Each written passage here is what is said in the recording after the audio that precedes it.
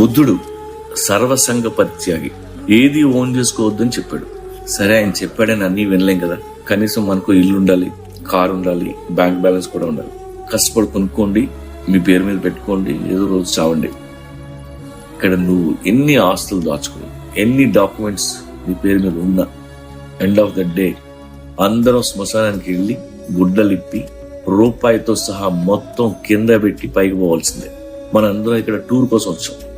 టూర్కి వచ్చినప్పుడు టూరిస్ట్ లా ఉందాం, చూద్దాం, ఎంజాయ్ చేద్దాం, వెళ్ళిపోతాం.